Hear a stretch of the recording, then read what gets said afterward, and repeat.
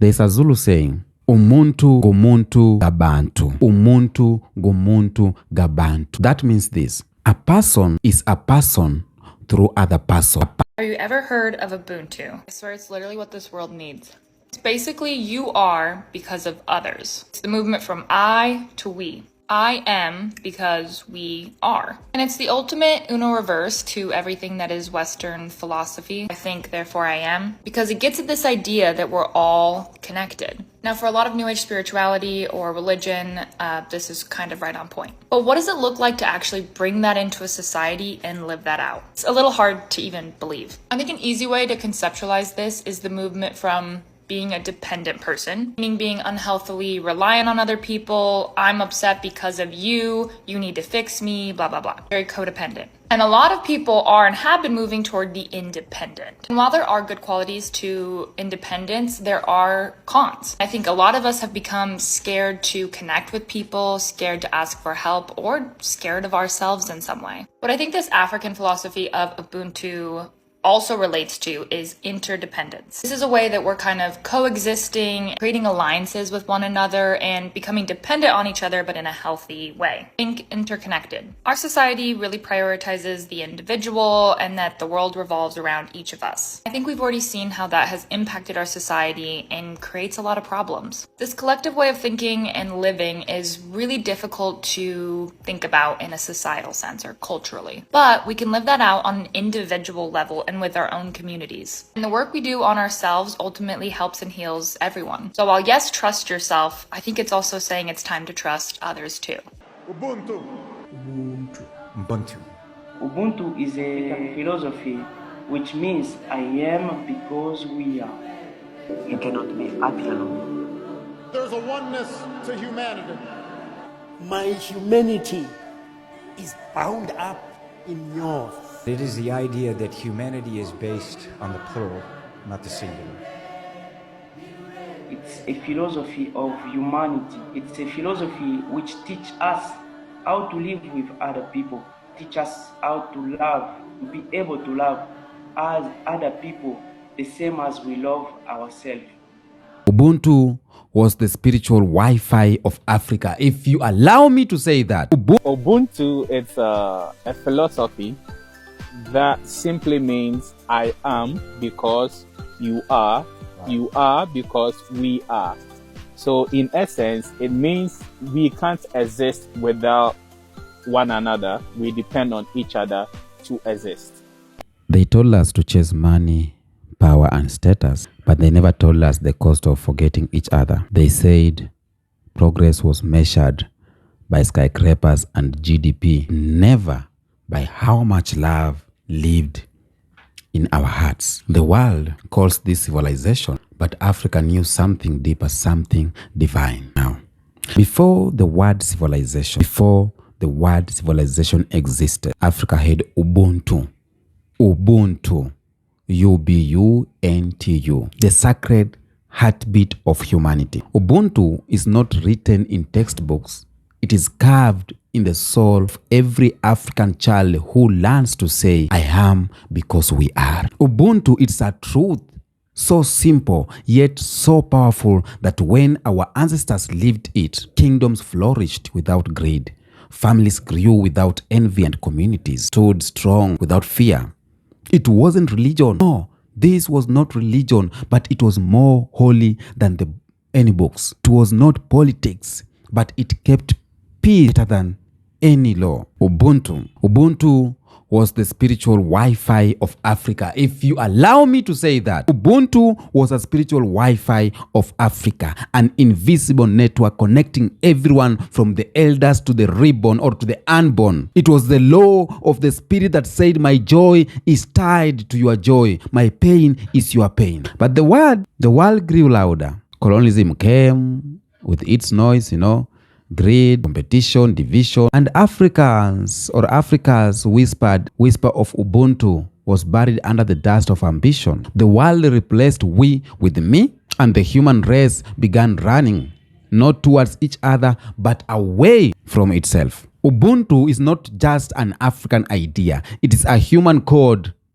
that the modern world deleted. And now we are paying the price. Loneliness in crowds, health without warmth, power without peace. The West build machines to connect us, but forget the souls that binds us. Sorry for that. Technology made communication easier, but community harder. Ubuntu reminds that no app, no government, no invention can replace what Africa always had. And this is humanity that breathes together. They say the world is broken, but maybe the world isn't broken. Maybe it is just disconnected, and the reconnection starts with Ubuntu. Now, before I continue, let's watch these clips here.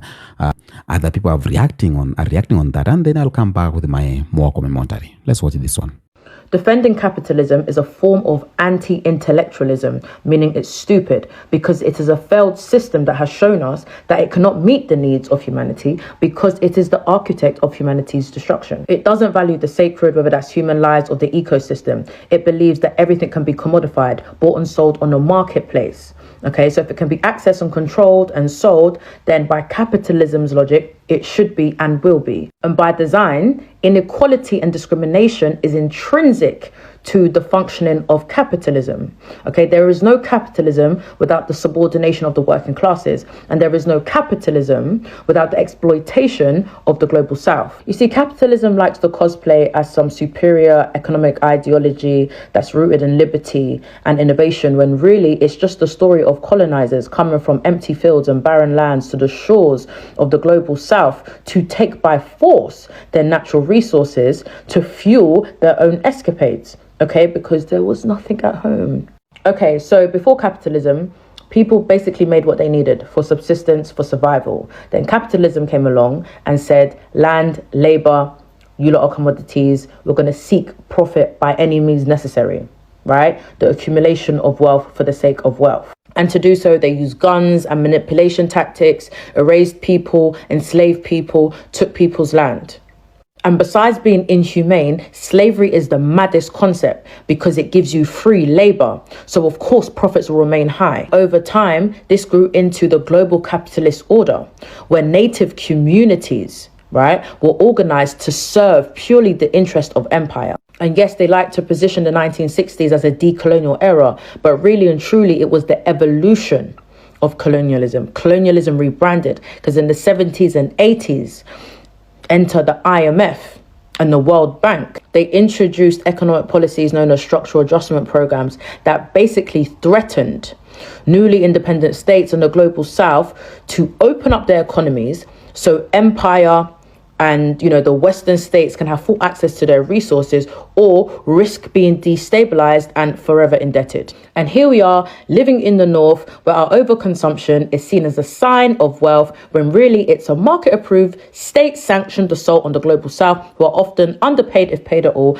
underprotected and exploited. So labor remains cheap and we can't live in excess. So I really do mean it when I say defending capitalism in 2025 is a form of anti-intellectualism. Word of the day is Ubuntu. It's a noun, and it's an African philosophy emphasizing shared humanity, compassion, and interconnectedness, often expresses as I am because we are. It originates from the Bantu languages of Southern Africa, particularly Zulu and Xhosa. It was famously championed by Nelson Mandela and Desmond Tutu as a guiding principle for reconciliation and justice in post-apartheid South Africa. Used in a sentence, it sounds like, success isn't about stepping on others. It's about lifting each other up. That's Ubuntu. Another example would be, solipsism says, me first. Ubuntu says, we rise together. Another example, the greatest leaders don't act alone. They embody Ubuntu, knowing we're stronger together. Ubuntu. You're welcome. The moral ethics of the West is me, myself, and I. In the African culture, I am because we are. We have allowed a Western hegemony to dictate our behavior, and it has made our communities dysfunctional. Should we look back, we'll be able to see the future. Should we look back, we'll be able to find ourselves. Religion has not helped us. It has made us animals as they are. But in the truth of African spirituality, we can find our true identity and know that I am not alone. I am with them who were in the past. I am my ancestor, for they live in me as I lived in them before I became.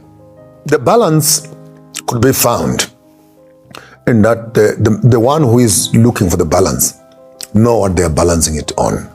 You need to understand exactly if you want that balance. Is it halfway you dress up like an African, halfway you dress up like a European? Is it a balance where halfway you sing Amazing Grace and halfway you sing Tai Wagai Tai Tai? Is it halfway you do the legality of Western democracy and halfway you do African? That concept of finding halfway between, it's amazing, particularly for us as Africans. Maponga hits a nerve here, the fracture between Ubuntu and Western individualism. The West raised generations on me, myself, and I, while Africa was built on I am because we are. Somewhere along the line, we abandoned that communal spine and borrowed a selfish moral compass that doesn't point north for our culture. That's why communities are collapsing, why we can live in cities full of people yet feel utterly alone. When Maponga says look back to see the future, he's not talking nostalgia. He's talking recovery, a call to remember the operating system that made African civilization humane, spiritual, and self-sustaining long before the Bible or Quran reached our shores.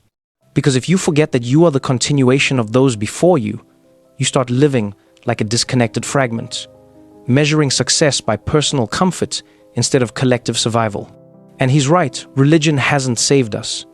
Imported theology stripped us of our soul and replaced our gods with guilt. It made us worship strangers and despise our ancestors. We now fear the drum more than the devil, when the drum once summoned unity and healing. But here's the irony. Maponga exposes beautifully Africa's obsession with balance. We say we want equilibrium, but what we practice is confusion. Half Kente, half Gucci, half ancestor, half colonial, half democracy, half chieftaincy, half Amazing Grace, half Thumamina. It's not balance, it's dilution. You can't blend freedom and captivity and expect harmony. The real balance is not halfway between two worlds, it's full alignment with who we are. It's remembering that in African spirituality, existence is relational. My humanity depends on yours. My spirit continues through those who came before and those who come after. Maponga's message, when decoded, is simple but revolutionary. Stop negotiating with your identity. The African soul doesn't need balance, it needs restoration. Ubuntu means white people cannot have Ubuntu. And that means white people are not human. It's a staggering remark to go along those lines because, of course, as we know from a legal perspective, many crimes are inflicted because the victim is a human. Correct. Where if the victim is not a human, if you have this process of dehumanization, if the victim is just an object, then many crimes that could be committed towards white people are not relevant anymore. Is this how this theory then plays out? Absolutely. Jordan Peterson and a co-author showed that in countries where genocides happen, it is always preceded by this kind of dehumanizing discourse, especially when the dehumanizing discourse is coupled with an enhanced sense of victimhood, which is exactly what you have in the case of Azanian critical theory. I assume the Azanian critical theory is they're trying to bring it through to critical race theory. That part, I assume, that piece I didn't get properly. But what I wanted to say is it takes two white men sitting on a stage, one who is a lecturer indoctrinating young Afrikaans minds at academia with that absolute rubbish. But it takes two white men to take a concept that doesn't belong to them and make it all about them. So yes, where he made a little bit of sense is white people can't have it. Why? Because of the way we are brought up, our socialization. It's very individualistic. For instance, what these idiots did was take a concept that doesn't belong to them and twist it to make it about white people, where it's got nothing to do with white people. It's got to do with I am because we are. It's interconnectedness. It is a value system that is practiced by African people. And it is a good thing. It's a pure thing. And it's now being distorted just to actually highlight white victimhood. And then they've got the audacity to talk about other people's victimhood when they have made this concept all about white victimhood. It is such distortion. Please educate yourselves on this. Don't let your kids be exposed to this rubbish because they'll look like total fools. But also they'll go into a world where they feel very isolated. And I'm talking about our kids. Okay? It is a good concept. And if we could, we must watch it and we must learn from it. And I just got back from filming in South Africa. And there's a beautiful philosophy. It's Ubuntu that originated there. My name is Mike Mutej. I'm one of the founders and the Ubuntu Nation project leader. And it is the idea that humanity is based on the plural, not the singular. Ubuntu means essentially, I am. Because we are. It's a philosophy of humanity, a philosophy of love, a philosophy that shows us that we can't be happy alone. I am because you are. Human beings are the only creatures on earth who make nuclear bombs that they may kill one another. They are the only ones who make biological weapons that they may visit pain upon one another until the day that the human mind is purged of greed. We will always harm one another. And the only way to do it is to embrace the spirit of Ubuntu. I am because you are, and you are because I am. If we do that, nobody will ever accept slavery. Nobody will ever enslave another. Now, welcome back. Before the West taught ethics in classroom, Africa lived ethics in community. Before human rights became even a legal term, Africa practiced them through Ubuntu. When a farmer harvested more than his neighbor, he shared.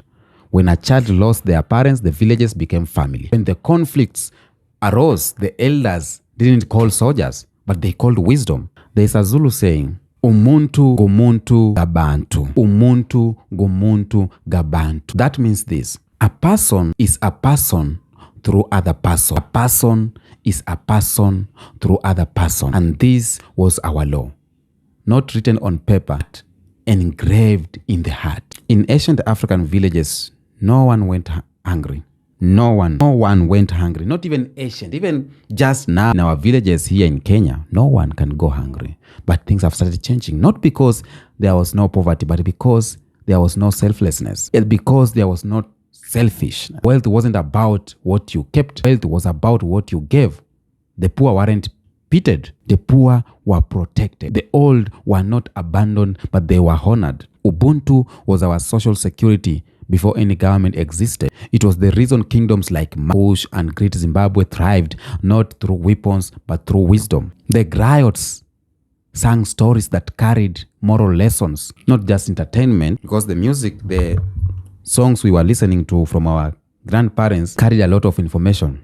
It was like education. Some of us learned through songs. There's some things I learned through songs, And I'll say this, children grew up knowing that your neighbor well-being is your own. And even when you are messing out in the community, you could see another parent just from nowhere taking action on you mercilessly.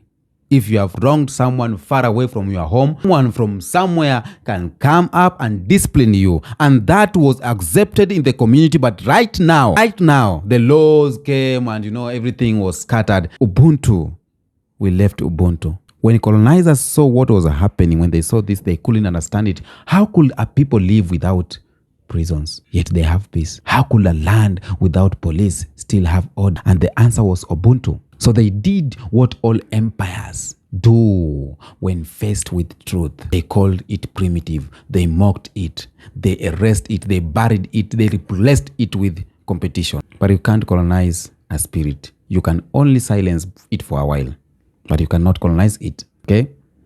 So today, Western world is rich in possessions, but poor in purpose. People have more freedom, yet less joy. Okay? More clothes, yet more confusion. More followers online, yet they have fewer friends in the real life. Why? They call it progress, but it is disconnection. Why everyone is chasing individual success while drowning in collective emptiness. You see it in workplace, colleagues competing instead of cooperating. Politics, you see parties dividing rather than uniting and serving one purpose. You see it in families, home filled with Wi-Fi but no warmth. And that's what happens when a social forgets Ubuntu. It builds walls instead of bridges, profits instead of people, systems instead of souls. In Africa, it's measured not by how high you rose, but by how many you lifted. But in the modern world, they call empathy weakness and greed ambition. You see? The irony, now the same West that once mocked Ubuntu is begging for its wisdom. Mental health epidemics, burnout, social collapse. The world is discovering what Africa knew all along. You cannot live alone. You cannot heal alone. Okay? There's this guy from Africa, I think, movie actor Desmond Tutu, once said, "My humanity is caught up. Is inextricability." Desmond Tutu once said, "My humanity is caught up, is inextricably bound up in yours." And that's Ubuntu.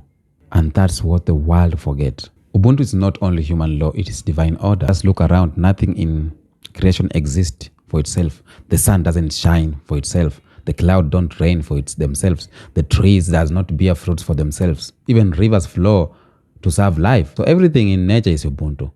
So when humanity chooses greed, it breaks the rhythm of creation. When we take without giving, we fall out of balance with the universe. Okay? And our ancestors understood this. And that's why every ritual, every gathering, every dampest had a purpose. Every drumbeat had a purpose back then to remind us that life is a circle, to remind us not a pyramid, that power is shared but not hoarded. Ubuntu is heaven's mathematics. The more you give, more the universe gives you. There's a movie I saw. It is too giving. It's called If You Give, it comes back to you. Something like that. It is in Nigerian movie. So giving it was African, it was like our African culture. Okay? The more you bless others, the more your life is blessed. And that's why ancient African spirituality wasn't about fear of hell. It was about harmony with life. The elders taught that you can't speak to God while hating your brother. Ubuntu was the temple where the divine and the human met. Now, after all those, then came a great disruption. And this was colonization and slavery. Okay? Now, this was not just about physical oppression, but it was about spiritual warfare too. They didn't just chain our bodies. They chained our spirits, our minds. Missionaries told us to love our enemies, but never ourselves. You get that? They told us what? Love your enemies, but not yourself. They told us heaven was somewhere else while they took our heaven on earth. So we lost Ubuntu, not because it failed, but because it was feared. Divide them, then rule them. Separate them, and you own them. That was the formula.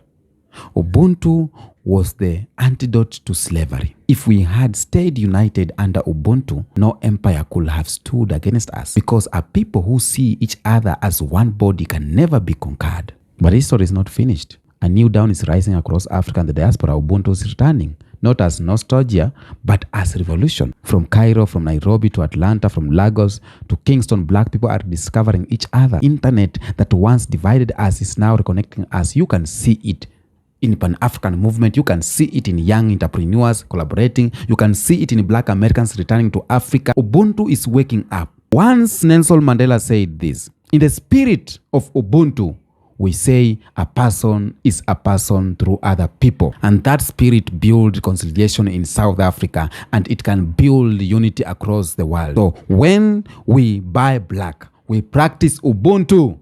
When we support black business, we practice Ubuntu. When we forgive our brothers, we practice Ubuntu. When we share our knowledge freely, we practice Ubuntu. Every act of solidarity, every choice to love instead to compete is a strike against the system of separation. Ubuntu is rising again, not as a word, as a movement. You know, the system always thrives in fear. I know you know that. Fear of scarcity, fear of failure, fear of others, Ubuntu destroys fear because it reminds us that we are one body. You don't fear your hand when it reaches your heart. No. That's why global system of power don't want Ubuntu revived. A united Africa is uncomfortable. A united black world is unstoppable. A united humanity is ungovernable by greed. They would rather keep us scrolling, arguing, divided, than awakening. They'd rather do that. They'd rather see chaos than us being united. So Ubuntu is revolutionary because it threatens the core of capitalism itself. If people share, billionaires lose power. If people cooperate, empires collapse. If people remember oneness, oppression dies. So Ubuntu is not anti-progress. Ubuntu is a true progress, because progress that forgets compassion isn't advancement. It's decay with polish. Today, the richest countries are crying for what the poorest still have. That is community. They have skyscrapers, but no neighborless. They don't have neighbors. They have technology, but no touch. They have luxury, but no laughter. And meanwhile, somewhere in the village of Africa, a child still greets a stranger. Neighbors still share maize and laughter. People still dance even when life is hard. And that's Ubuntu, the resilience of humanity. Okay? Western psychologists now call it collective empathy, but Africa call it Ubuntu because science discovered it. Okay? If the world right now embrace Ubuntu, wars will end. Because you cannot bomb those who see you as family. Hunger will end because no one will hoard or will hoard while others starve. Racism will end, will die, because we will see the divine in every skin. Africa doesn't just hold minerals, but it holds medicine, spiritual medicine. And Ubuntu is the cure. Okay? Ubuntu begins small, not in governments, but in hearts. Say thank you more, listen longer, help someone expecting nothing back, feed one child, forgive one wound. These are not small acts, these are revolutions. Because every time you choose connection over ego, the world shifts closer to healing. And our ancestors didn't wait for presidents to change things, but they became the change through how they lived, and that's what made their spirit unbreakable. Okay? Now, I'll say this. There's a prophecy written, not in books, but in blood, that Africa will rise again, not through armies, but through unity.